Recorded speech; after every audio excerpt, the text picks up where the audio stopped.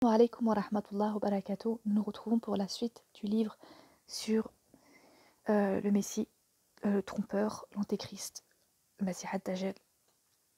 Donc, on en était au chapitre 14, la manière de se protéger de lui, et nous allons voir maintenant le chapitre 15, s'éloigner de lui. Le prophète sallallahu alayhi wa sallam a mis en garde contre lui en disant quiconque entend parler de lui, alors laissez-le et éloignez-vous de lui. Et quiconque l'a atteint, alors qu'il récite les versets du début de Surat al-Kahf sur lui, ou qu'il récite les versets du début de Surat al-Kahf, rapporté par Muslim. D'après Imran ibn Hussein, anhu, le prophète sallallahu alayhi wa sallam a dit que s'éloigne quiconque entendra parler de l'Antichrist. En effet, un homme le rejoindra pour le suivre parce que les soupçons qu'il aura suscités l'amèneront à le croire véridique. Rapporté par Ahmed, numéro 19118, Abu Daoud, numéro 3762 et Al-Hakim, 4531. Récitez sur lui les 10 premiers et les 10 derniers versets de la sourate 18, Al-Kahf, la caverne. Donc carrément là, il y a écrit les 10, de réciter les 10 et les 10 premiers et les 10 derniers. Donc c'est pas l'un ou l'autre. Donc je vous recommande, et je me recommande déjà à moi-même, d'apprendre et de réviser régulièrement ces choses-là et de demander à Allah subhanahu wa ta'ala que si, de nous protéger de cette tentation et également que si il nous prête vie et que on arrive à, enfin voilà, on est dépassé par le fait que lui il vient à notre rencontre, bah, qu'on puisse être capable de réagir de suite en récitant les versets, en s'en souvenant et en ayant voilà la protection d'Allah subhanahu wa ta'ala. D'après Abu Darda, radiallahu anhu, le prophète sallallahu alayhi wa sallam a dit celui d'entre vous qui aura mémorisé les 10 premiers versets de la sourate de la caverne sera protégé contre la tentation de l'Antichrist. Selon Muslim, Shuba a dit à la fin de la sourate de la caverne, tandis que Hammam a dit au début de la sourate de la caverne. An-Nawawi, rahimahullah, a dit cela est dû au fait que le début de la sourate contient des choses étonnantes et des signes dont la méditation permet de se mettre à l'abri de la tentation de l'Antichrist. Il en est aussi de même de la fin de la sourate qui contient les propos du Très-Haut. Les mécréants croient-ils pouvoir prendre pour alliés, etc. Source commentaire du Sahih de Muslim, tome 6, page 93, pardon. Chapitre 16. Était-il Ibn Sayyad?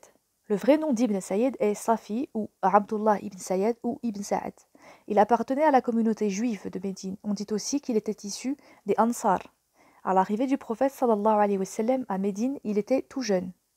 Abdan nous a rapporté d'après Abdullah, d'après Yunus, d'après Zahri, d'après Salim ibn Abdullah, que Ibn Omar anhu, lui a dit que Omar anhu, était au sein d'un groupe qui accompagnait le prophète sallallahu alayhi wa sallam. Quand celui-ci se rendit auprès d'Ibn Sayyad, ils le trouvèrent en train de jouer avec des enfants près de la forteresse des Bani Makhla. Ibn Sayyad était alors proche de l'âge de la majorité. Il ne fut au courant de la présence du prophète sallallahu alayhi wa sallam que lorsque l'officier le frappa à la main et lui dit « Attestes-tu que je suis le messager d'Allah ?» Ibn Sayyad lui dit « J'atteste que tu es le messager des illettrés. » Puis il ajoute « Et toi, attestes-tu que je suis le messager d'Allah ?» Le prophète sallallahu alayhi wa sallam le laissa et dit « J'ai cru en Allah et en ses messagers. » Ensuite, il poursuit en disant à Ibn Sayyad « Que vois-tu » Parfois un homme de vérité s'adresse à moi. Parfois un menteur s'adresse à moi. Aussi t'a-t-on jeté dans la confusion. Ensuite, le prophète sallallahu alayhi wa sallam lui dit « Je te cache quelque chose ? C'est de la fumée. Tais-toi, tu n'échapperas pas à ton destin. » Omar radiallahu anhu dit « Messager d'Allah, laissez-moi lui trancher le cou. Non, car s'il est le faux messie, il n'aura aucun pouvoir sur toi. S'il ne l'est pas, son exécution ne t'apporterait rien de bon. » Salim dit « J'ai entendu Ibn Omar radiallahu anhu dire le messager d'Allah sallallahu alayhi wa sallam repartit en compagnie d'Ubay ibn Ka'b pour se rendre au dattier où se trouvait Ibn Sayyad dans le but d'entendre les propos d'Ibn Sayyad à l'insu de celui-ci. Le prophète sallallahu alayhi wa sallam l'aperçut couché sur le côté et vêtu d'un tissu rayé et en train de murmurer. La mère d'Ibn Sayyad a aperçu le messager d'Allah sallallahu alayhi wa sallam qui se cachait derrière le tronc d'un dattier et elle dit à son fils « Oh Safi, voici Mohammed !» Et Ibn Sayyad sauta. Le prophète sallallahu alayhi wa sallam dit si elle l'avait laissé, il se serait expliqué. Rapporté par Al-Bukhari numéro 1355. Selon Muhammad ibn al-Mukandir, qu'Allah lui fasse miséricorde, j'ai vu Jabir ibn Abdullah jurer qu'Ibn Sayyad était l'antichrist. Et je lui ai dit tu le jures au nom d'Allah ? Il a répondu, en fait, j'ai entendu Omar radiallahu anhu, le jurer devant le prophète sallallahu alayhi wa sallam, et celui-ci ne l'a pas contesté. Rapporté par Al-Bukhari, numéro 6808. D'après Nafi, qu'Allah lui fasse miséricorde, Ibn Omar radiallahu anhu rencontra Ibn Sayyad dans une des rues de Médine et lui tint des propos qui le rendirent furieux. Ibn Sayyad se gonfla de façon à boucher toute la rue. Vous avez bien capté là, mais moi je se gonfla de façon à boucher toute la rue. Puis Ibn Omar radiallahu anhu entra chez Hafsa radiallahu anha, qui avait appris la nouvelle, et elle lui dit: Qu'as-tu voulu d'Ibn Sayyad? Ne sais-tu pas que le messager d'Allah sallallahu alayhi wa sallam a dit qu'il se révolterait à la suite d'un coup de colère? Rapporté par Muslim, numéro 2932. Abu Sa'id al-Khudri radiallahu anhu dit: Nous sortîmes en compagnie d'Ibn Sayyad pour effectuer soit le pèlerinage majeur, soit le pèlerinage mineur. Puis nous campâmes quelque part et les gens se dispersèrent et je restai seul avec lui, ce qui m'inspira une grande peur à cause de ce que l'on disait de lui.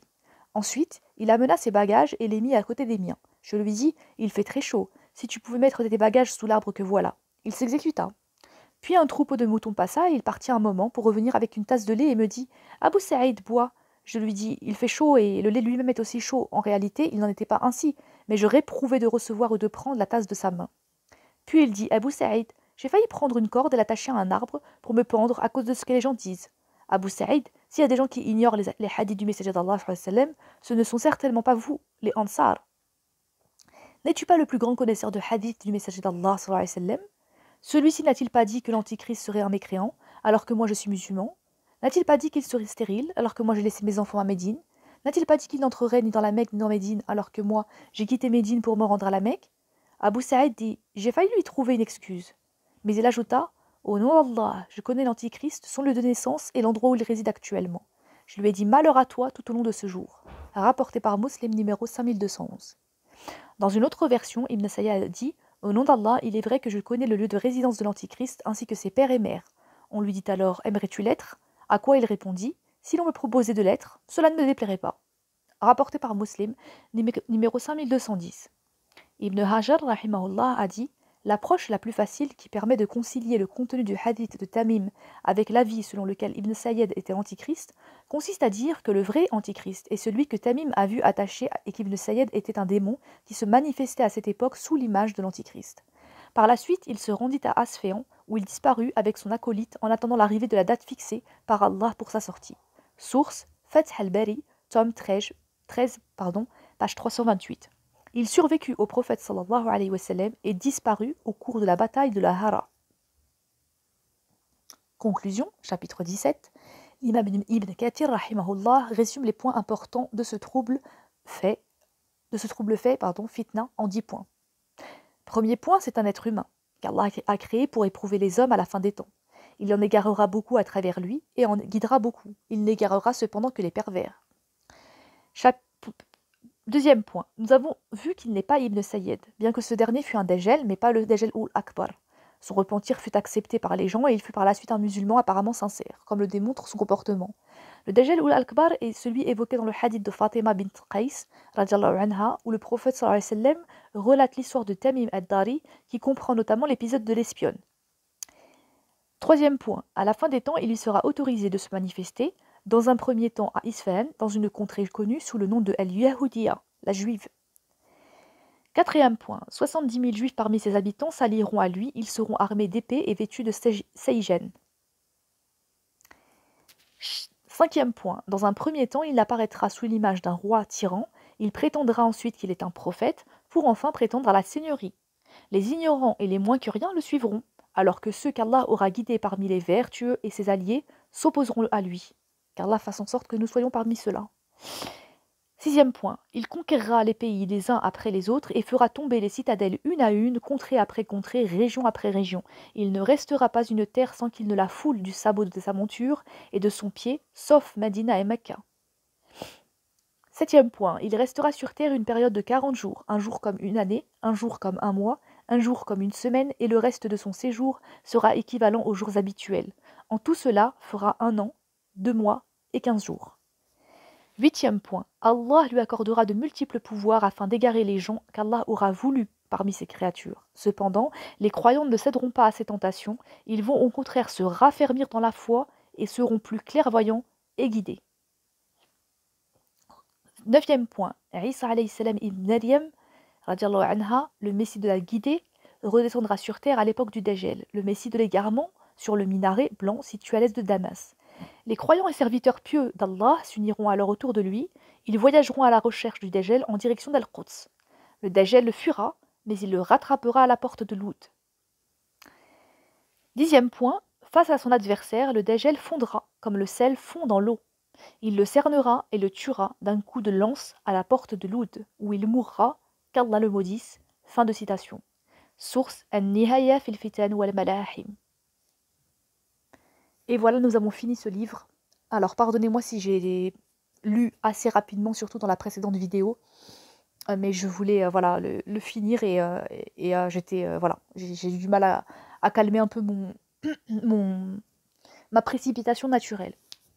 Donc voilà, n'hésitez pas à laisser des commentaires, si vous avez des questions, si vous voulez partager des choses, bismillah, et qu'Allah vous préserve, qu'Allah nous préserve de cette fitna, et qu'Allah fasse en sorte que nous soyons fin prêts si Allah nous prête vie et que nous assistions à tous ces événements. Voilà, salam alaikum wa rahmatullahi wa barakatuh mes frères et sœurs.